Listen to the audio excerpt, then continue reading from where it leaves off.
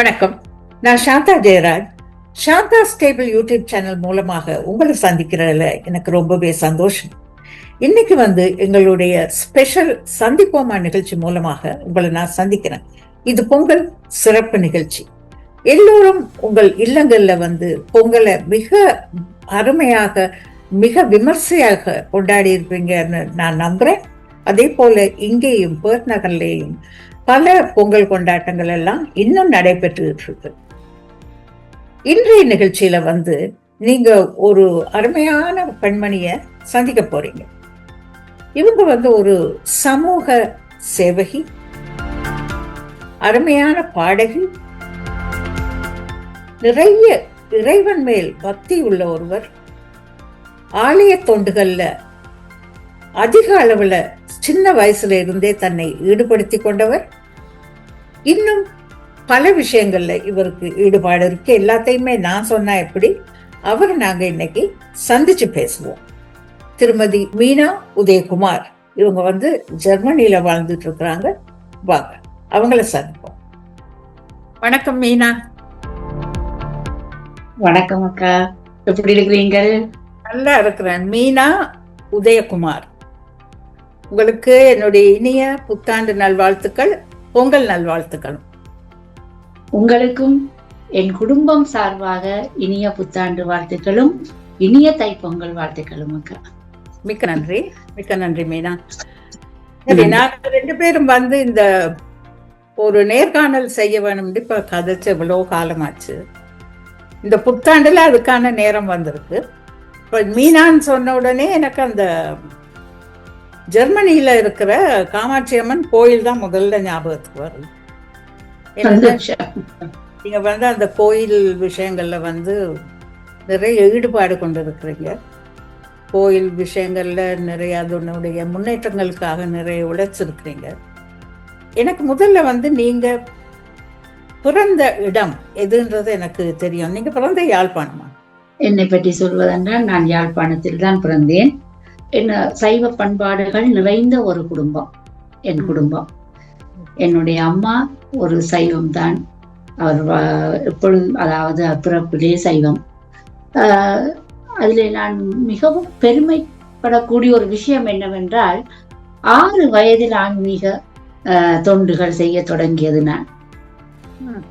6 வயதிலே என்னை அழைத்து கொண்டு சென்று அருகே ஒரு பிள்ளையார் கோயில், அந்த பிள்ளையார் கோயில்ல கொண்டு போய் என்னுடைய அம்மா சொல்லுவா, சரியை தொண்டுதான் முதல்ல செய்ய வேண்டும், அதாவது சுத்தம் தான் முக்கியம், எமது ஆலயத்தையும் எங்களது இல்லத்தையும் சுத்தமாக வைத்திருப்பதுதான் முக்கிய கடமை என்பதை சொல்லிக் கொடுத்ததே என்னுடைய தாயார். அப்ப சிறு வயதிலே 6 வயதிலே அந்த ஆலயத்துக்கு செல்லுவேன். ஆலயத்தை கூட்டுவது, சின்ன சின்ன கோலங்கள் போடுவது, சின்ன சரங்கள் கட்டுவது. அப்போது மாலையெல்லாம் கட்ட முடியாது, சின்ன சரங்கள் கட்டி கொடுப்பது பிள்ளையாருக்கு. இப்படி அப்பொழுது தொடங்கிய அந்த ஆலய தொண்டுதான் இன்று வரைக்கும் நீடித்து வருகிறதக்கா. என்னுடைய ஆலய தொண்டுக்கு என்னுடைய அம்மாவும் பல குருமார்களும் எனக்கு வழிகாட்டினார்கள். சில பேர் நினைப்பார்கள், ஆலயத்துல செல்வது, அங்கே போய் நாங்கள் ஒரு தும்பு தடி எடுத்து கூட்டுவதெல்லாம் அது தகுதி இல்லை என்று நினைக்கிறவர்கள் இன்று வரைக்கும் இருக்கின்றார். இன்று வரைக்கும் நாங்கள் எல்லாம், நான் இப்ப நீங்க சொன்னீர்கள் சற்று முன், நான் ஒரு ஆலயத்தில் தொண்டு செய்கின்றேன் என்று, அது தொடர்ந்து வருகின்றது. இலங்கையில பல ஆலயங்கள்ல நான் படிக்கின்ற காலத்துல கூட ஆலயங்கள்ல தொண்டு செய்வேன். ஆனா இங்கே கூட நான் பார்த்திருக்கின்றேன், அந்த ஆலயத்துல நாங்கள் தொண்டு செய்கின்ற பொழுது கூட சில பேர் வரமாட்டார்கள் எங்களுக்கு உதவி செய்ய. ஏன்னா அதை அவர்கள் ஒரு தரம் குறைவாக நினைக்கின்றார்கள். ஆனா அது அப்படி இல்லை. நாங்கள் எங்கள் தாய் தந்தையருக்கு எவ்வளவு பணிவிடை செய்கின்றோமோ அதே போல தெய்வத்துக்கு பணிவிடை செய்ய வேண்டும். அதுவும் இந்த மனது சுத்தமாக இருக்க வேண்டும். அடுத்தவர்கள் பார்க்கின்றார்கள் என்று நாங்கள் தொண்டு செய்ய செல்லக்கூடாது. நான் நினைக்கிறேன் என்னன்னா, ஒவ்வொருவருடைய மனநிலையை பொறுத்தது. மனநிலை போது சில பேருக்கு அந்த மனம் அந்த அளவுக்கு பக்குவப்பட்டு வளர்ச்சி அடைஞ்சு இருக்கும். சில பேருக்கு அந்த அளவுக்கு மனம் பக்குவப்படாமல் இருக்கும். இதுதான் மனிதர்களிடையே அந்த வித்தியாசம், வேற்றுமை இருக்கிறதுக்கு இதுதான் முக்கியமான காரணமாக இருக்கும்னு நான் நம்புறேன். நிச்சயமாக அது அவர்களுடைய மனதில் வர வேண்டும். ஆலய தொண்டாகட்டும், இல்லை நாங்கள் கல்வி கற்கின்ற பாடசாலையாகட்டும், நாங்கள் வாழ்கின்ற இல்லம், ஏன் இன்னொரு இல்லத்துக்கு நாங்கள் சென்றிருக்கிறோம்னு சொல்லும் போது சிறு வயதிலிருந்தே நான் போவேன் என்னுடைய பெரியம்மா தியாவுக்கு எல்லாட்ட வீடு. அங்கே நான் வீடுகள்ல அவர்களோடு சேர்ந்து வேலை செய்வேன். ஏன்னா அந்த வீடு சுத்தமாக இருக்கணும். அப்ப என்னுடைய பெரியம்மா சொந்த உறவினர்கள் எல்லாம் சொல்ல, நீ ஒரு காலத்தில் வளர்ந்து புகுந்த வீடு செல்கின்ற பொழுது மிக நல்லா இருப்பா என்று. அது ஏன்னா நான் சின்னன்ல செய்து வந்த வேலைகளை அவர்கள் உன்னிப்பாக கவனித்தார்கள். அக்கா, சரியா, இவள் இப்படித்தான் வளர்ந்து வர போகின்றாள் என்று. அதே போல அவர்களுடைய ஆசி, அவர்கள் சொன்ன வார்த்தை, இன்றைக்கு நான் இந்த இடத்தில் உங்கள் முன்னால் ஒருத்தரை பேட்டி எடுப்பது, அதாவது நேர்காணல் என்பது சும்மா எல்லாரையும் நேர்காணல் எடுக்க முடியாதக்கா. ஏதோ ஒரு அவர்களுக்குள் ஒரு திறமை இருந்தால்தான் அவர்கள் வெளி உலகத்துக்கு வர முடியும். அப்பொழுது நாங்கள் அவர்களை நேர்காணல் காண்கின்றோம். உங்களை நான் எனக்கு என்ன ஒரு சந்தோஷம் என்னன்னா, உங்களையும் நான் நேர்காணல் கண்டேன் ஒரு காலத்தில். பெரிய சந்தோஷம். அழகிய தமிழ் மகள், அதை பற்றி பிறகு நாங்கள் கதைப்போம். நான் இப்ப எங்கேயோ போய்விட்டேன் போல இருக்கு. சரி, தொண்டுகள் 6 வயதிலிருந்து தொண்டு செய்தேன். அச்சுவேலி மகா வித்தியாலயத்தில், யாழ்ப்பாணம் அச்சுவேலி மகா வித்தியாலயத்தில் தரம் 5 வரைக்கும் கல்வி கற்றேன். அதற்கு பிறகு சிறிது காலம் இந்த நாட்டு நிலைமை உங்களுக்கு தெரியும், ரொம்ப மோசம் அந்த காலத்தில். அந்த நேரம் எங்களுடைய தந்தையார் கிளிநொச்சியில் வேலை செய்தார் ஒரு கம்பெனியில். அங்கே நாங்கள் வர வேண்டி வந்து விட்டது தந்தையுடன். பிறகு 5ஆம் வகுப்பில் இருந்து ஒரு 6ஆம் வகுப்பு வரை கிளிநொச்சி மகா வித்தியாலயத்தில் கல்வி கற்று, அதன் பிறகு நான் 5ஆம் வகுப்பிலிருந்து 8ஆம் வகுப்பு வரைக்கும் அங்கே கல்வி கற்று, அதன் பிறகு சுன்னாகம் மருதநாமடம் ராமநாதன் கல்லூரிக்கு சென்று விட்டேன். அது ஒரு பெண்கள் பாடசாலை. அந்த பெண்கள் பாடசாலை நீங்கள் அறிந்திருப்பீர்கள். அங்கேயும் ஒழுக்கம் மிக முக்கியம், பெண்களுக்கு ஒழுக்கம் முக்கியம் என்று கற்றுத்தருகின்ற ஒரு பாடசாலை. அங்கேயும் அதே மாதிரி தான் ஆலய தொண்டு செய்ய வேண்டும். அதிக காலையில் எழுந்து சென்று ஒரு சின்ன கோயில் இருக்கும், அங்க நாங்கள் கூட்ட வேணும், கழுவ வேணும், மாலைகள் கட்ட வேணும், கோலம் போட வேணும் என்று அந்த எமது பாடசாலை, அதாவது பாடசாலைகள் எல்லாமே சிறந்ததுதான். அதிலும் எங்கள் பாடசாலையும் ஒழுக்கத்தையும் சைவ சமய நெறிகளையும் இசை நாட்டியம் எல்லாத்துக்கும் சிறந்ததாக விளங்கிய ஒரு பாடசாலை. எனக்கு சிறு வயதிலிருந்தே இசையும் என்னோடு சேர்ந்து வந்து விட்டாதான். சொன்னேன் உங்களுக்கு, தேவாரம் எல்லாம் 5-6 வயதிலே பாடுவேன். இசையிலும் ஆர்வம் வந்து விட்டது. அதன் பின் அந்த இசை என்ற பாதையிலும் நான் சென்று விட்டேன். ராமநாதன் பாடசாலை கல்லூரி, அது ராமநாதன் அங்க நுண்கலை பீடம் அங்காலே இருக்கின்றது. அது இல்லை, இது எங்களுடைய பாடசாலை. அங்கே நான் ஓலைவள் மட்டும் படித்துக் கொண்டிருக்கும் பொழுது எனக்கு 2 ஆசிரியர்கள், அருமையான சங்கீத ஆசிரியர்கள். ஒரு ஆசிரியர் தற்பொழுது இந்த உலகத்தில் இல்லை, தாட்சாயினி அம்மா. அவர்கள் இங்கே இல்லை, அவர் மேலே சென்று விட்டார். பிறகு திருமதி ஷியாமலா விக்னேஸ்வரன், அவர் புகழ்பெற்ற ஒரு சங்கீத ஆசிரியை. அவரிடம் கற்றுக்கொண்டிருந்தேன். அதன் பின் திரும்ப அடுத்த பிரச்சனைகள் வருகின்ற பொழுது திரும்பவும் புலம்பெயர வேண்டி வந்துட்டு, திரும்பவும் நாட்டுக்குள்ளேயே இன்னொரு இடத்துக்கு போக வேண்டிய, அதாவது கொழும்புக்கு வந்து விட்டோம். கொழும்புக்கு வந்ததுக்கு பிறகு அங்கே எனது படிப்பை, மேற்படிப்பு எல்லாத்தையும் படித்து முடித்து விட்டு திரும்ப சங்கீதம், நிறைய பொது தொண்டுகள். லாபத்துலதான் நீங்க இருந்தீங்க? அப்ப சிலாபத்துலாம் இருந்தோம். ஏனென்றால் அது பரம்பரையாக எங்களுடைய பாட்டனர் அந்த நேரமே சிலாபத்துக்கு வந்து விட்டார். அங்கே பல சொத்துக்கள், தென்னந்தோட்டங்கள் அப்படி வாழ்ந்ததால அங்க செல்வாக்கு கொஞ்சம் எங்களுக்கு இருந்தது. அங்கே வந்து விட்டோம். அங்கே வந்துதான் நான் என்னுடைய பிறகு கேக் கிளாஸ்களுக்கு சென்றதும், பல கேக் போட்டிகளில் கலந்து கொண்டதும். நான் திருமதி ரேணுகா பெர்னாண்டோன்னு சொல்லி ஒரு மிக பிரசித்தி பெற்ற ஒரு ஆசிரியை, அவர்கிட்ட தான் இந்த கேக் கிளாஸுக்கு போனது. அங்கே போட்டிகள் வைத்தார்கள். அதுல முதல் இடம் கூட எனக்கு கிடைத்தது. சகோதர மொழி பேசும் பெண்களிடம் 125 பேரை வென்று நான் முதலாவது பெண்ணாக வந்தேன். நன்றி. நீங்க கேக் வந்து இன்னும் செய்றீங்களா? நீங்க இப்பவும் செய்றீங்க? கொஞ்ச காலம் செய்து கொண்டிருந்தேன். பிறகு இந்த ஆலய தொண்டு வெளிக்கிட்டதுக்கு பிறகு கொஞ்சம் நிப்பாட்டிட்டு, அதே போல தையல் கலை, தையல் மிக சிறந்த, என் அம்மா ஒரு தையல் கலை சிறந்த ஆசிரியை. அவரிடம் தையல் கற்றுக்கொண்டேன். அப்ப இங்கே வந்து அதையும் தொடர்ந்து செய்து கொண்டிருந்தேன். இப்பொழுது கொஞ்சம் சிரமம் என்னென்றால், எனக்கு வேற சமூக தொண்டுகள்ல நான் ஈடுபடுறதால இதற்கெல்லாம் நேரம் இல்லை. அதனால வீட்டுக்கு தேவையான வேலைகள், கேக்கோ அல்லது தையல் கலையோ அல்லது கைவினை கலைகள் நிறைய செய்வேன். எனக்கு அதாவது என்னுடைய அம்பாள், என்னுடைய இப்ப இங்கே இருக்கிற என்னுடைய காமாட்சி அம்மனுக்கு அழகான ஆடைகள் தைப்பது, அழகான அவை அலங்கரிக்கிறதுக்கு என்னென்ன வேணுமோ அந்த வேலைகள் எல்லாம் செய்வேன். அப்படி அந்த இதுல போறதாலக்கா இப்ப கேக் எல்லாம் செய்யறது இல்ல. பிள்ளைக்கு மகளுக்கு எந்த வேணா செய்து கொடுப்பேன். சரி, இப்ப வந்து நீங்க ஜெர்மனிக்கு எப்ப வந்தீங்க? ஜெர்மனிக்கு 1998 திருமணம் 98 எனக்கு திருமணம் பேசி முடிவாகிவிட்டது. அதுக்கு முதல் ஸ்ரீலங்காவில நான் ரெட் கிராஸ்ல கொஞ்சம் காலம் வேலை செய்து கொண்டிருந்தேன். அதையும் உங்களுக்கு சொல்ல வேணும். மற்றது சைவ சமய பாடங்கள் கிளாஸுகள் நடத்தினேன் பிள்ளைகளுக்கு. 5ஆம் வகுப்பு புலமை பரிசு அதற்கு வருகின்ற பிள்ளைகளுக்கு வகுப்புகளை நடத்தினேன். ப்ளூ கிராஸ், அதாவது ரோட்டில் நிற்கின்ற அனாதையாக நிற்கின்ற பூனை நாய்கள் குட்டிகள், அதுகளுக்கு ஆதரவு வழங்குகின்ற ஸ்தாபனங்களுக்கு உதவி செய்தல். மற்றது அப்பவே அந்த நேரமே ஏழைகளுக்கு என்னால் முடிந்த அளவு ஏழைகளுக்கு உதவி செய்யறது. தான தர்மங்கள், அதாவது தான தர்மங்கள் வலது கை கொடுப்பதை இடது கை அறியக்கூடாது என்று சொல்லுவார்கள். அதனால நான் புகழுக்காக வெளியில சொல்லிக் கொள்றது இல்லையா, நாங்க அதை செய்து சென்று அப்படி அந்த காலகட்டத்தில் தான் இப்படியான பொது தொண்டுகள் செய்து கொண்டிருக்கிற காலகட்டத்தில் திருமணம் எனக்கு முற்றாகி விட்டது. காதல் திருமணம் பேசி இல்லை, இரு குடும்பம் பேசி அனுப்பி வைத்தார்கள். வருகின்ற பொழுதும், இங்கே ஜெர்மனிக்கு வருகின்ற பொழுதும் மனதில் மிகப்பெரிய ஒரு பயன்தான். புலம்பெயர்ந்து செல்கின்றோமே, இனி எங்களுடைய ஆலய தொண்டும் அப்படியே போய்விடும், அங்கே எங்கே ஆலயம் இருக்கின்ற பொழுது என்று அப்படி ஒரு பயத்தோடு தான் வந்திறங்கினேன். ஆனால் அங்கே நான் வணங்கிய அதே தெய்வம் இங்கே என்னை அழைத்து விட்டாள். அன்பு கணவர் ஆலய தொண்டுக்கு மிக மிக எனக்கு ஆதரவு வழங்கினார். நான் வந்தோண்டு அடுத்த நாள், நான் ஜெர்மனியில வந்து இறங்கி அடுத்த நாளே என்ன கூட்டிக் கொண்டு போய் காட்டினார். நான் வரமுடிய சொல்லிட்டேன், நீ ஒன்றுக்கும் யோசிக்க வேண்டாம், இங்க பெரிய அம்மன் இருக்கிறான் வேறுமண்டு வந்திறங்கின. அடுத்த நாள் கொண்டே காட்ட அப்படியே மெய் மறந்து அவருக்கு ஒரு தேவாரம் பாடினேன்.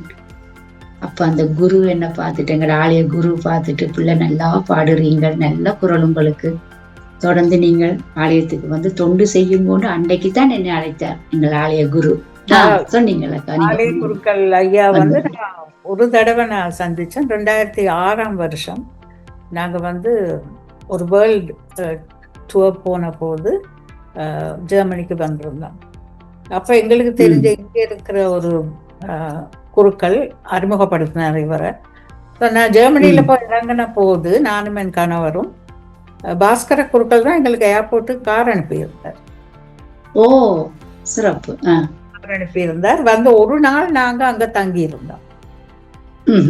அங்க தங்கி இருந்துட்டு அதுக்கு பிறகு நான் என்னுடைய இன்னொரு ஒரு சிநேகிதி வீட்டுக்கு நான் போனேன். வருகின்ற காலத்துல இந்த பெரிய ஆலயம் இருந்திருக்கான்னு நினைக்கிறேன். அப்பதான் கோயில் கட்டுப்பாடு. அதுக்கு பிறகு வந்திருந்தா நான் உங்களை எப்படி சந்தித்திருப்பேன் அல்லவா, நீங்க அதற்கு முதல் வந்து விட்டீர்கள். நான் வந்து நான் போனது வந்து கோசல்யா சொர்ணலிங்கம் தெரியும்.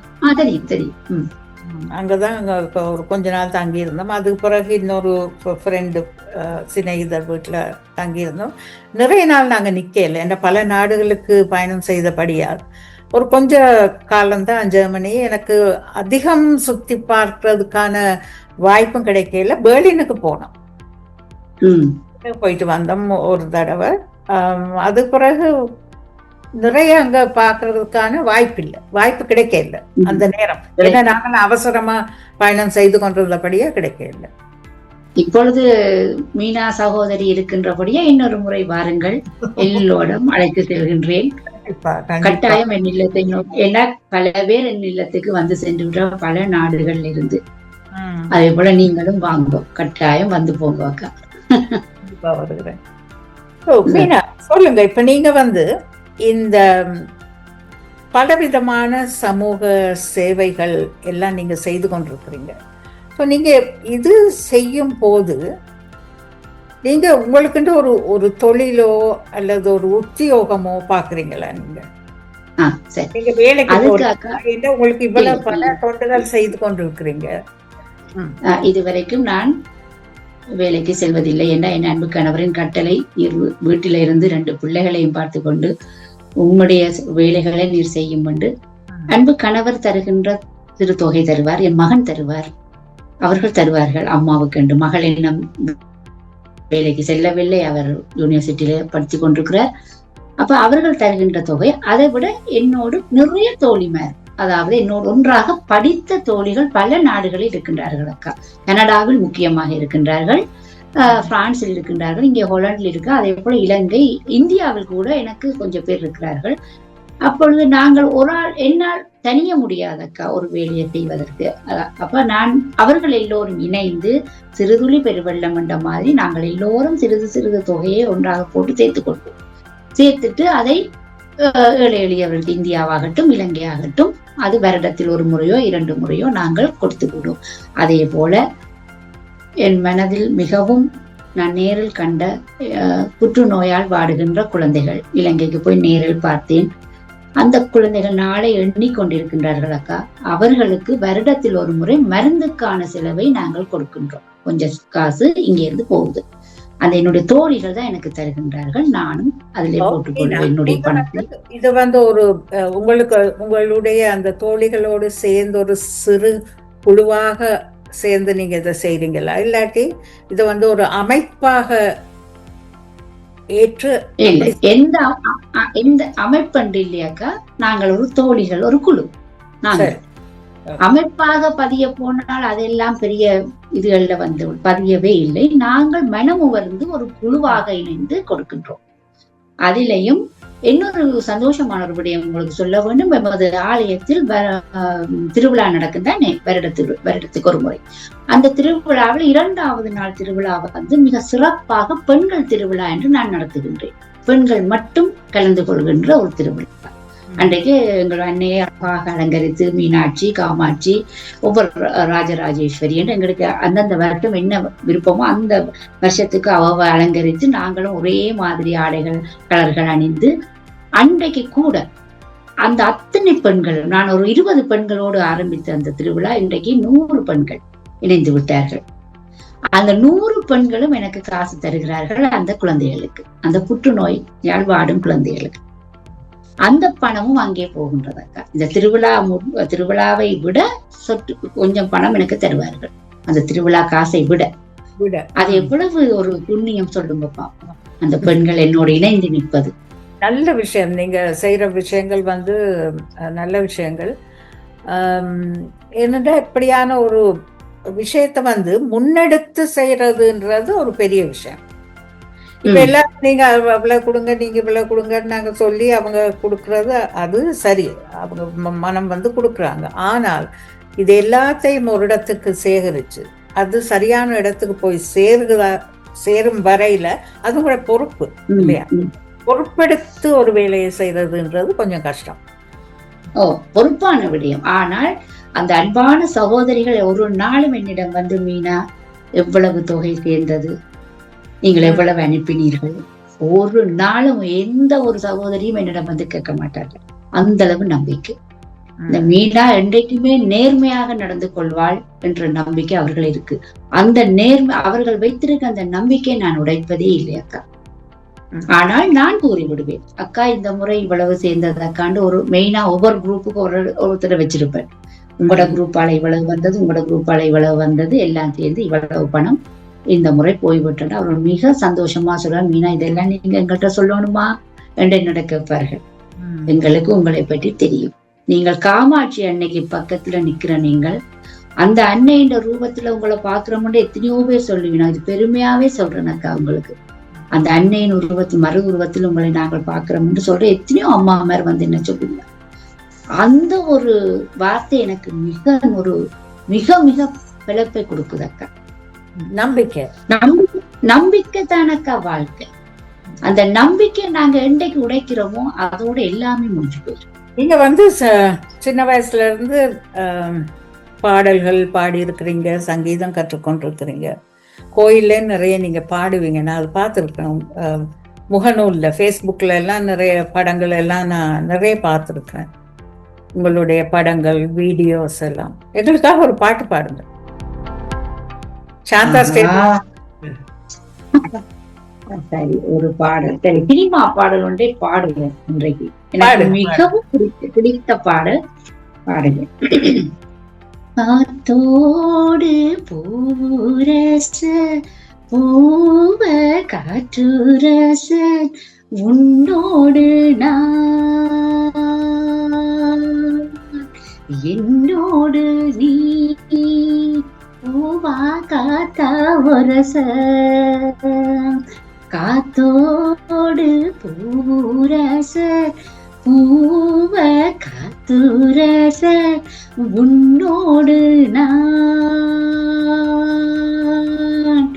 என்னோடு நீ பூவா காத்தா ஒரச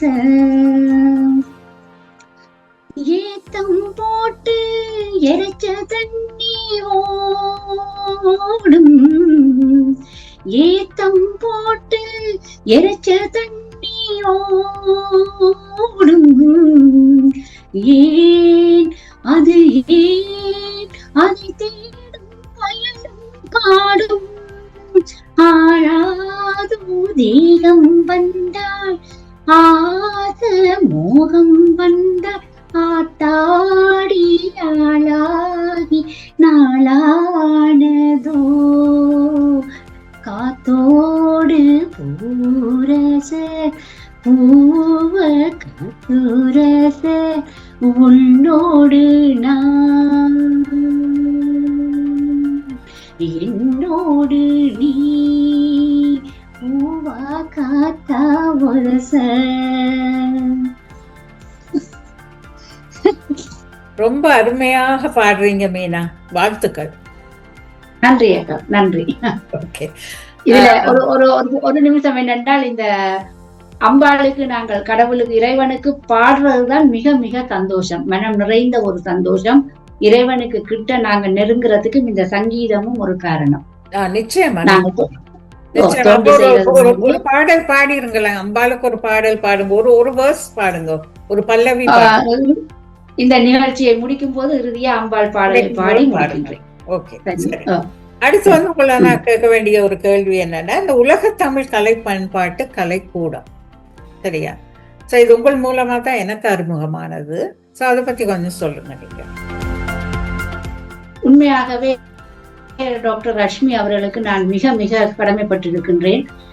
எனக்கும் இந்த கிராமிய கலைகள் அழிந்துவிடக்கூடாது, நம்முடைய தமிழ் பண்பாடுகள் அழிந்துவிடக்கூடாது நான் ஒரு நினைத்து கொண்டிருக்கின்ற வேளையில் தான் அவர் எனக்கு கூறினார். அவர் வந்து கூறினார், சகோதரி, நானும் இந்த கிராமிய கலைகள் அழிந்துவிடக்கூடாது மிகவும் போராடி கொண்டிருக்கிறேன் இந்தியாவில்.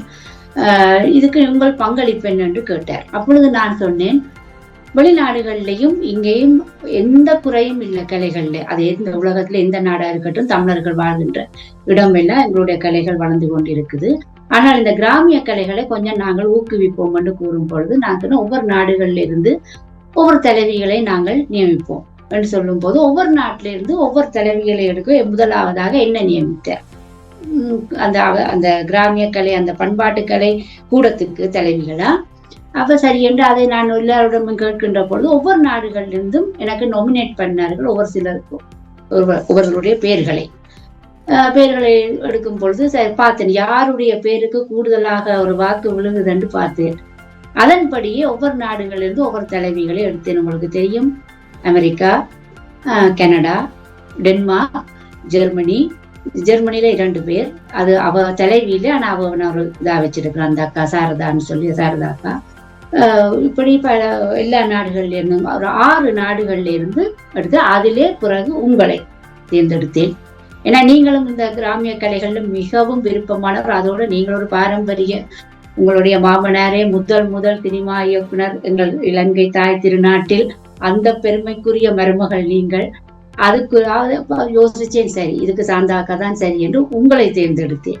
இப்பொழுது நீங்கள் எல்லோரும் எல்லா தலைவிகளும் சேர்ந்துதான் இப்பொழுது யாழ்ப்பாணத்திலும் வருகின்ற இன்னும் 2-3 மாதங்களில் மிக விமர்சையாக நடக்க இருக்கின்றது. அதே போல இப்ப 18ஆம் தேதி ஜனவரி 18 சென்னையில் மாபெரும் விழா நடக்கின்றது. அதற்கு டென்மார்க்கில் இருந்து 2 பேர், அமெரிக்காவில் இருந்து சகோதரி போகின்றார். இங்க ஜெர்மனியிலிருந்து என் சார்பாக இன்னொரு சகோதரி போகின்றார்.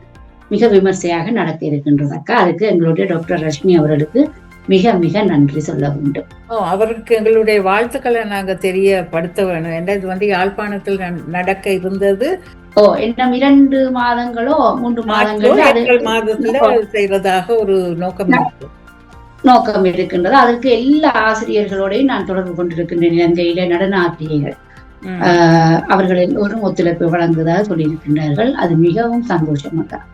ஓகே, மிக்க மகிழ்ச்சி மீனா. ஏன்னா இது யாரும் ஒரு ஆள் முன்னெடுத்து செய்யத்தான் வேணும். ஏனென்றா அது இந்த பொறுப்புகள் பெண்கள் கையில போயிருக்கிறது உண்மையிலேயே ஒரு நல்ல விஷயம்னு நான் நினைக்கிறேன்.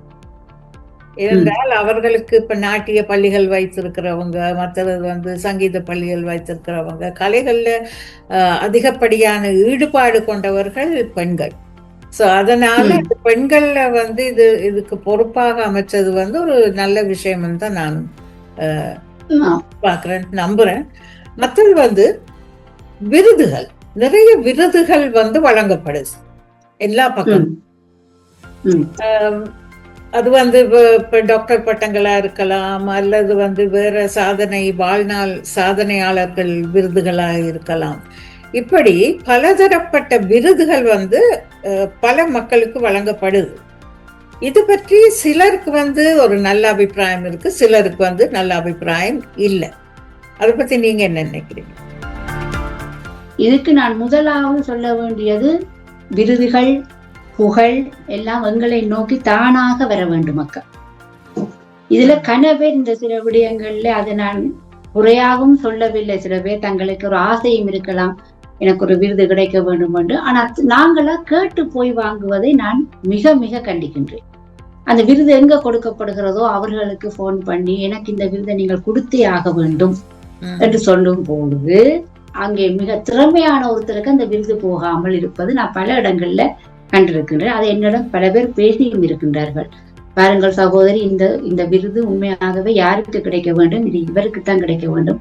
ஆனால் இவர்கள் தானாவே கேட்டு வாங்க. அக்கா பொன்னாடை போட்டிக் கொள்வது மேடையில் ஒரு விருதை வாங்குவதெல்லாம் அவர்களா எங்களை அழைக்க வேண்டும். சகோதரி இப்ப சாந்தா ஜெயராஜ் அவர்களுக்கு இந்த விருது கொடுக்க முடியும் என்று சொல்லும் பொழுது நாங்கள் அதை நாமினேட் பண்ணுகின்றோம் நிச்சயமாக என்று. அதே நிமிஷம் சாந்தா ஜெயராஜுக்கு ஏன் கொடுக்குறீங்கள் என்ற கேள்வியும் கேட்பினார். ஆனால் அங்கே அந்த கேட்கிறவர் கொஞ்சம் அவருடைய அந்த சாந்தா ஜெயராஜோ அல்ல மீனா உதயாவோ அல்லது இன்னொரு பெண்மணியோ, அந்த பெண்மணியின் பேக்ரவுண்டை கொஞ்சம் தேட வேண்டும் அவர்கள். தேடும் பொழுது உண்மையாக இவர்களுக்கு கொடுக்கலாம். எனக்கே அக்கா கிட்டத்தட்ட 10 விருதுகள் கிடைத்து விட்டன பல நாடுகள்ல இருந்து. அதை நான் என்றைக்குமே உங்கள் பெருமையா சொல்லிக் கொள்றேன், நான் கேட்டு வாங்கவில்லை. என்னை பற்றி தேடினார்கள், யார் இந்த மீனா உதயா, என்ன செய்கிறார் என்று கேட்டுத்தான் எனக்கு அவர்கள் என்னை தேடி வந்தார்கள். அதே போல என்னை தெரிந்த பெண்கள் என்னை நாமினேட் பண்ணியிருக்கிறார்கள், தோழிகள். மீனா உதயாவுக்கு அதிலே மிக மிக நான் என்றைக்குமே நான் மறக்க கூடாத சில பேர் இருக்கணும். அதில திருமதி சசிகலா நரேன் அவர்கள் கனடா விழித்தெழு பெண்ணே விருது அவர் ஒவ்வொரு வருடமும் 100 பெண்களுக்கு கொடுப்பாரு அக்கா. உங்களுக்கு ஏற்கனவே நான் சொல்லியிருக்கேன். அவையெல்லாம் நாங்கள் மறக்கவே கூட. அவையெல்லாம் என்ன தேடி வந்தா, மீனா உதயா யார் என்று தேடி எனக்கு விருது கொடுத்தார். அதே போல முதல் விருதும் எனக்கு இலங்கையில கொடுத்தார்கள் அக்கா. நான் பிறந்த என்னுடைய தாய் மண்ணில் எனக்கு கிடைத்த அந்த விருது, அது எனக்கு சைவ உபாசகி விருது என்று முதல் கொடுத்தார்கள் தமிழ் சங்கத்தில் வெள்ளவத்தில். இதை நான் ஏன் சொல்ல வாரண்டா, என்றைக்குமே புகழ் எங்களை தேடி வர வேண்டும், நாங்கள் செல்லக்கூடாது. அது சரி. அதுக்கு அடுத்ததாக நான் ஒரு சிலரை சொல்லவே வேண்டும், கிராமிய கலைகள் அழிந்து விடக்கூடாது என்று. அதுவும் அப்படித்தான். 2022 மதுரையில இருந்து எனக்கு ஒரு விருது கிடைத்தது. வாழ்நாள் சாதனையாளர் விருது கொடுத்து கௌரவித்தார்கள். என்னை பற்றி தேடித்தான் அவர்கள் கொடுத்தார்கள். அதுல 5 பேருக்கு விருது கிடைத்தது. அதுல எங்களுடைய வேர்ல்ட் கோவில் கருணா அண்ணாவுக்கும் கிடைத்தது. வேர்ல்ட் கோயில் கருணா அவர் கருணாகரன் இல்லையா அவருடைய பேர்? ராஜகருணா. அவர் இந்த அழகிய தமிழ் மகள் என்ற ஒரு நிகழ்ச்சிய நடத்தி கொண்டு போனார். அது நீங்க தான் எல்லாரையும் வந்து பேட்டி எடுத்து கொண்டு இருந்தீங்க. நிறைய பேரை பேட்டி எடுத்தீங்க நீங்க, நான் பார்த்தேன். மறைந்து அருந்ததி ஸ்ரீரங்கநாதன் அவர்கள், வாசுகி, எங்களுடைய வாசுகி ஜெகதீஸ்வரன் அக்கா, வாசுகி சிவானந்தி ஹரிதர்ஷன் அக்கா, அதே போல நிறைய பேரு. அதாவது இலங்கையில, அது உங்களுக்கு கட்டாயம் நான் சொல்ல வேணுமக்கா, இலங்கையில நான் சிறிய வயதில் தொலைக்காட்சியில் பார்த்தவர்களும் வானொலியில் குரல் கேட்டவர்கள் என் அருகில் வந்து நின்ற பொழுது இனில் ஒரு பெரிய சந்தோஷம் என் மனது. நான் என்னையே கிள்ளி பார்த்து கொண்டு, இது உண்மைதானா? ஏனென்றால் அத்தனை ஆளுமை பெண்களும் என்னை அழைத்து, இந்த அழகிய தமிழ் மகள் என்ற நிகழ்வுல நான் நிறைய, அதாவது உலகத்திற்கு அத்தனை, உங்களையும் எடுத்தேன், உலகத்திற்கு அத்தனை ஆளுமை பெண்களை நான் நேர்காணல் காணும் பொழுது நானாத்தான் இந்த டைட்டில் அழகிய தமிழ் மகள். அதுக்கு பிறகு இந்த அழகிய தமிழ் மகள் இனிலென்று ஒரு புகழ்பெற்ற ஒரு நிகழ்ச்சியாக போய் கொண்டிருந்தது. அருந்ததி அக்கா எல்லாம் அப்படி எல்லாருக்கும் நேர்காணல் கொடுக்க மாட்டா. நான் கேட்டவுடன் தருகிறேன் மீனான்னு சொல்லி வந்தா. அதே போல அந்த நேரத்துலதான் பிறகு இந்த நிகழ்ச்சி நடந்து கொண்டிருக்கும் போது இலங்கைக்கு சென்ற பொழுது அத்தனை ஆளுமை பெண்களும், நான் தொலைக்காட்சி, அதாவது மல்லிகா ஜோசப் அம்மா இவ்வளவு புகழ் பெற்றவர், அவதான் சொல்லியிருக்கிறா, மீனா இங்க வரும்போது மீனாக்கு அந்த அழகிய தமிழ் மகள் பட்டத்தை நாங்கள் கொடுத்து சட்டபூர்வமாக கொடுப்போம். அவருடைய அந்த தனிப்பட்ட ஒரு கல்லூரியே வச்சிருக்கிறா, பெரிய இது மாதிரி படி. அந்த இதன் மூலமாக இத்தனை ஆளுமை பெண்களையும் அதில் எல்லாரும் வந்தாங்க. பெருமைக்குரியபடியே இலங்கை ரூபவாகினி ஆகட்டும், இலங்கை ஒளிபரப்பு கூட்டுத்தாபனம், வாசுகி அக்காவில இருந்து எல்லாரும், அத்தனை பாடகர்கள், கலாவதி சின்னசாமியிலிருந்து பெரிய பாடகிகள், பெரிய ஆளுமை, எல்லா துறையிலும் கலந்து கொள்ற ஆளுமை பெண்கள் அத்தனை பேரும் வந்து எனக்கு அந்த அழகிய தமிழ் மகள் பட்டத்தை கொடுத்தது இன்றைக்கு வாழ்க்கையில மறக்கவே முடியாதக்கா. நீங்க சொன்ன மாதிரி பெருமையாக்காது, எனக்கு உண்மையாவே பெருமை. என்ன காரணத்தினால அந்த நிகழ்ச்சி தொடர்ந்து நடைபெற இல்லை? அவர் ராஜகருணாவுக்கு சில உடல்நிலைகள் கொஞ்சம் சரியில்லாம போனது சிறிது காலம். அதற்கு பிறகு சில தடங்கல்கள் வந்து விட்டது. ஆனா அதை பார்ட் 2 நாங்கள் இப்ப செய்ய இருக்கின்றோம். முதல் இது முடிந்து விட்டது. இனி வருகின்ற கலைஞர்கள் கொஞ்சம் பேரை நாங்கள் பார்ட் 2 மிக விரைவில் அதை நாங்கள் திரும்ப செய்ய இருக்கோம். அதை எனக்கு விடுவதற்கு விருப்பம் இல்லை. பிரபலமானவர்களாக இருக்கலாம் எல்லாரும், ஆனா எல்லாருக்கும் எல்லாரையும் அறிமுகம் இல்லை. சோ அதனால நேர்காணல்கள் வந்து நடக்கும் போது வந்து பலருக்கு ஒரு வெளிச்சம் போட்டு காட்டுற மாதிரி இருக்கும். அது எல்லாரும் அந்த சிலவேளை ஒரு கேள்விகள், இவ என்னத்தை செய்தா, இவவுக்கேன் இவ்வளவு பெருமை, இவவுக்கேன் இவ்வளவு புகழ், ஏன் இவவுக்கு இந்த விருதுகள்? அக்கா, நான் செய்வது எல்லாத்தையும் வெளியில சொல்வது இல்லை, சரியா? எனக்கு அது விருப்பமும் இல்லை. நான் ஒரு ஏழை குழந்தைக்கு ஒரு உதவி செய்தால் அதை நான் போட்டோ எடுக்க வேண்டாம் என்று சொல்லி இருக்குல்ல, அது முகநூல்ல கூட நீங்க போடக்கூடாது, எந்த இடத்துலயும் போட. அந்த பிள்ளையின் வாழ்க்கை தெரியல, அந்த பிள்ளை பாவம். அந்த பிள்ளையை நாங்கள் வச்சு ஏதோ காட்டி எங்களோட புகழை நாங்கள் எடுக்கிற மாதிரி இருக்க. மற்றது நான் என்ற தலைக்கணம், எனக்குத்தான் எல்லாம் தெரியும் என்ற இது, என்னால் தான் எல்லாம் முடியும் என்றதை நாங்கள் எங்களை விட்டு தள்ளணும் அக்கா. எதுவுமே இல்லை, இறைவன் மட்டும்தான் எங்களை நடத்தி கொண்டு போகின்றார், சரியா? அதனால இந்த இப்ப எவ்வளவோ அதான் அந்த விருதுகள் என்ன கிடைக்கும் போது பல கேள்விகள், இவருக்கு ஏன் விருது கொடுக்க, இவன் நான் வீட்டுக்குள்ள தானே இருக்கிறான், இவன் அந்த கோயில்ல தானே நிக்கிறான். இல்லக்கா, இந்த வீட்டுக்குள்ள இருந்தாலும் அந்த கோயில்ல இருந்தாலும் நான் செய்கின்ற விஷயங்கள் எனக்கும் என்னை படைத்த அந்த இறைவனுக்கு தான் தெரியும். நாங்க சுத்தி கடைசியில இறைவனுக்கே வந்து சேர்ந்துட்டோம் இன்னொரு முறை. இப்பொழுது நிகழ்ச்சியை நாங்க நிறைவு செய்ய முதல் வந்து ஒரு பாட்டு நீங்க பாடுங்க. அதுக்கு முதல் உங்களுடைய குடும்பத்தை பத்தி எனக்கு சுருக்கமா கொஞ்சம் சொல்லுங்க. முதலில் தாய் தந்தையர், என்னை வழிநடத்தி வந்த எங்கள் குருமார்கள், அதுல எங்களுடைய பாஸ்கர குருக்கள், அடுத்ததாக எனக்கு சிறு வயதிலிருந்தே சங்கீதம் சமயம் செய்து கொடுத்த தாட்சாயினி அம்மா, அதே போல சிவானந்த சர்மா ஐயா, அவர் இன்றைக்கும் இருக்கின்றார். அவர் தான் எனக்கு வழிகாட்டி. அந்த ஐயாவை நான் என்றைக்குமே வாழ்க்கையில மறக்க கூடாது. அவருடைய வழி இன்று வரைக்கும் அவர் எனக்கு ஒரு குருவாகவும் ஒரு அருமையான தந்தையாகவும் வழி நடத்தி கொண்டிருக்கிறார். அவர்களெல்லாம் நான் மறக்க மாட்டேன். என்னை ஏற்றி விட்ட ஏணிகள் யாரையும் நான் மறந்ததில்லையக்கா, மறக்கவும் மாட்டேன். அதே போல எனக்கு என்னை அழைத்து கொடுக்கின்ற இந்த விருதுகள் கொடுக்கின்ற யாரையும் நான் மறக்க கூடாது. சந்திரசேகரம் அண்ணா என்று சொல்லி ஃபவுண்டேஷன், நந்தவனம் ஃபவுண்டேஷன், அவரை நான் மறக்க இல்லை. அதே போல இங்க சிவனேசன் அண்ணான்னு சொல்லி அவர் இங்கேயும் டிவி என்று அவரோட விருது கொடுத்தார். இவர்கள் கொடுத்த அந்த விருதெல்லாம் என்னை ஒவ்வொரு படியாக ஏற வைத்தது. அது உண்மை, சரியா? அது இப்ப இறுதியாக இவர் கொடுக்கின்றார். எங்களுடைய ரஷ்மி சாரும் எனக்கு ஒரு விருது இப்ப கொடுக்கின்றார் 18 அந்த விருது கிடைக்கின்றது. அன்பு கணவரோட சேர்ந்து எனது பிள்ளைகள் 2 பிள்ளைகளும் எனக்கு நிறைய ஒத்துழைப்பு வழங்கினார்கள். இல்லாட்டி அக்கா குடும்பத்தை விட்டுட்டு நான் போய் காலையில போனா இரவுதான் வருவன் அக்கா கோயில்ல. என் அன்பு கணவர் 2 பிள்ளைகளையும் பார்த்துக்கொண்டு நீர் போய் அம்பாளுக்கு தொண்டு செய்துட்டு வருமென்று விட்டார் தானே. அப்ப என்னுடைய இந்த வெற்றிக்கு பின்னால் என்னுடைய அப்பா அம்மா, குருமார்கள், என் அன்பு கணவர், என் பிள்ளைகள், அதே போல என் இசை உலக நண்பர்கள், ஆன்மீக நண்பர்கள், என்னோட ஆலயத்தில் என்னோடு நின்று தொண்டு செய்கின்றவர்கள், வேல்கோவில் ராஜகர்ணா அண்ணா முக்கியமானவர். அவர்தான் என்னை வெளி உலகத்துக்கு கொண்டு வந்தது இந்த காணொளிகள் மூலம். அதே போல உங்களை போன்ற என்னோட அன்பாக பண்ண அக்கா என்று உரிமையோடு தான் எல்லாரோடையும் பேசுவேன். அதே எனக்கு எல்லாரும் சொல்லுவேன். மீனா அக்கான்னு சொல்லும் போதே எங்களோட மேல நீங்களே ஒரு நான் சொல்லியிருக்கீங்க மீனா அழைக்கும் போது எங்களுக்கு ஒரு சந்தோஷம் உண்டு. மற்றது அக்கா நான் எல்லோருக்கும் நல்லது செய்த கருத்தியா நான் சொல்லவே வேண்டும். எல்லோருக்கும் நல்லது செய்திருக்கின்றேன், கணவரை வாழ வைத்திருக்கின்றேன், ஏணியாக நின்றிருக்கின்றேன். ஆனால் அவர்களே எல்லோரும் எனக்கு 45 வருட நண்பர்களும் என்னோட இருக்கின்றார்கள். சில நண்பர்கள் என்னை விட்டு ஒதுங்கி விட்டார்கள். ஏன்னா அவர்களுக்கு என்னிடம் இருந்து எடுக்க வேண்டிய வேலைகள் முடிந்து விட்டது. சரியா, அவர்கள் என்னை விட்டு வேறொரு கொப்புக்கு தாவி போகிறார்கள். ஆனா அவர் அங்கேயும் கனகாலத்துக்கு அந்த நட்பு இருக்காது. எனக்கு செய்வதுதான் அவர்கள். ஆனா ஒன்றே ஒன்று சொல்றேன், என்னை விட்டு சென்றவர்கள், என்னிடம் உதவி பெற்று சென்றவர்கள் எங்கே இருந்தாலும் நல்லா வாழ்வோம்.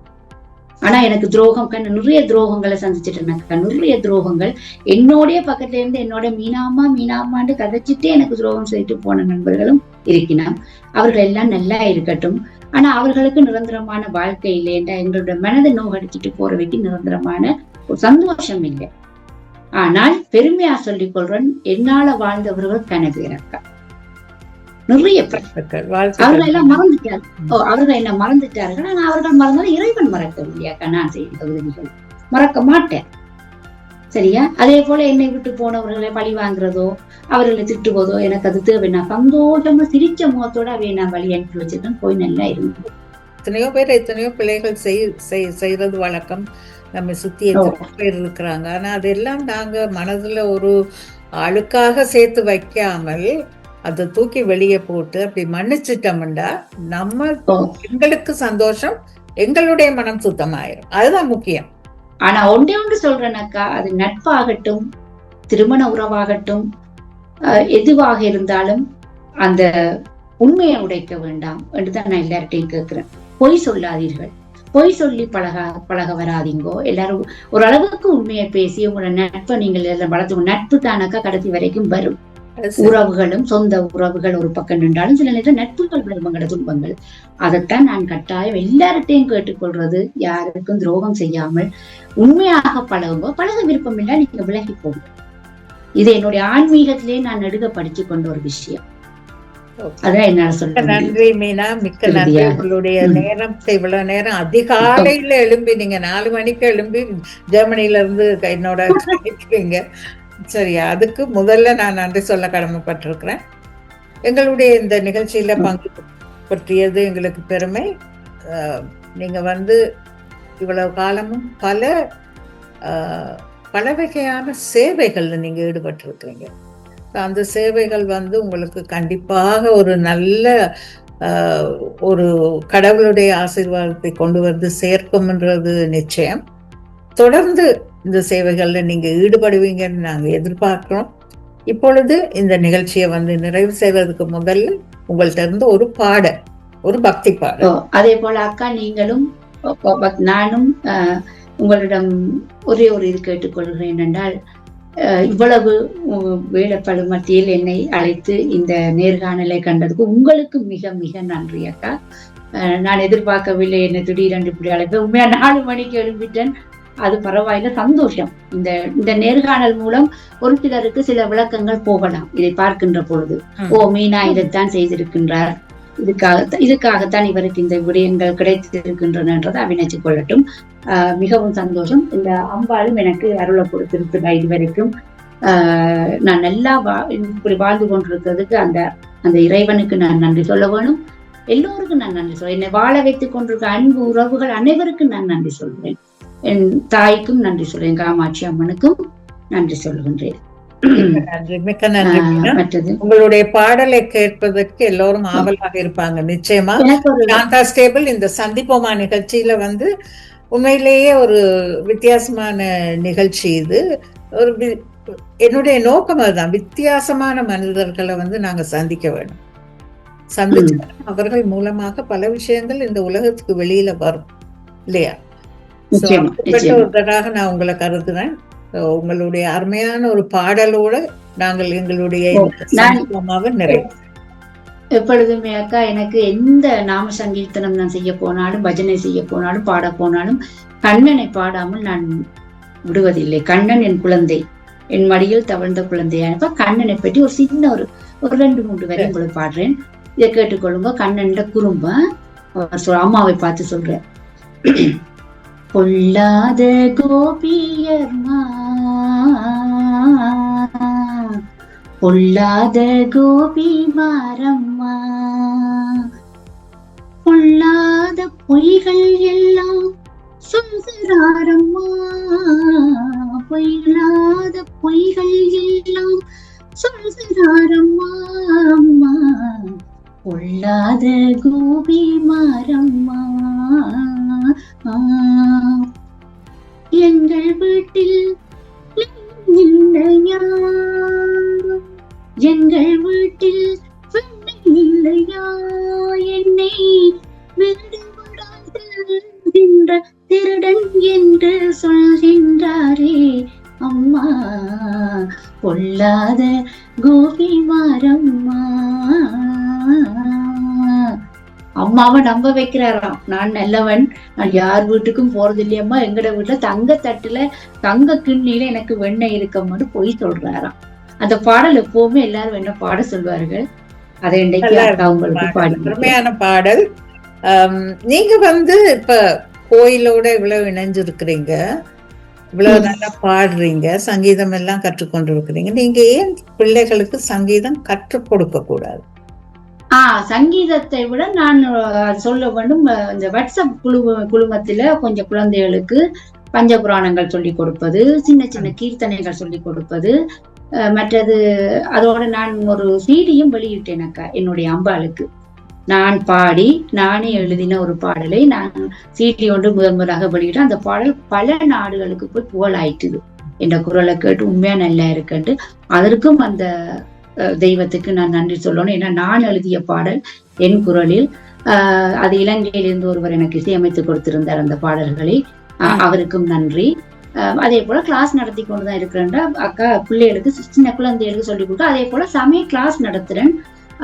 தெரியாத சின்ன சின்ன விஷயங்கள், இந்த சமயத்துல பெரிய விடயங்கள் சொல்லுறத குட்டி குட்டி விஷயங்களை சில பேர் என்ற வந்து கேட்பாங்க, மீனாமா இதை இப்படி எப்படி இதை எப்படி அம்மான்னு கேட்டா அதுக்குரிய விளக்கங்களை நான் செய்து அந்த கிளாஸ் நடத்தி கொண்டுதான் அக்கா இருப்பேன். அது நல்ல விஷயம், தொடர்ந்து நடத்துங்க. மிக்க நன்றி மீனா. உங்களுடைய நேரத்தை செலவு செய்து இந்த சாந்தா ஸ்டேபிள் சந்திப்போமா நிகழ்ச்சிக்கு இவ்வளவு நேரம் என்னோட உரையாடினதுக்கு சாந்தா ஸ்டேபிள் மூலமாகவும் எங்களுடைய ஆஸ்திரேலிய தமிழர்கள் மூலமாகவும் எல்லோரும் சார்பிலையும் நான் உங்களுக்கு என்னுடைய நன்றியையும் வணக்கம் தெரிவிச்சுக்கிறேன். மிக்க நன்றி.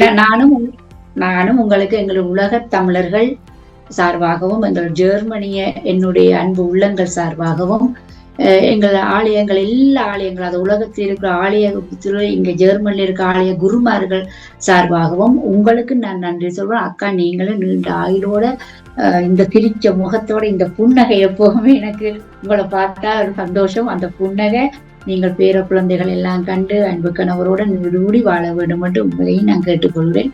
மிக சந்தோஷமாக்கா. ஜெர்மனிக்கு வாருங்கள், முடிந்தால் எங்களுடைய இலங்கையில் நடைபெற இருக்கும் அந்த மாபெரும் விழாவில் நீங்கள் கலந்து கொள்ள வேண்டும் என்பது டாக்டர் ரஷ்மி அவர்களதும் என்னுடையதும் எங்கள் அன்பு சகோதரிகளிடம் விருப்பம். முடிந்தால் நிச்சயமா வந்து கலந்து கொள்ளுங்கள். கண்டிப்பாக முயற்சி செய்யறேன். எனக்கு வர விருப்பம் தான்.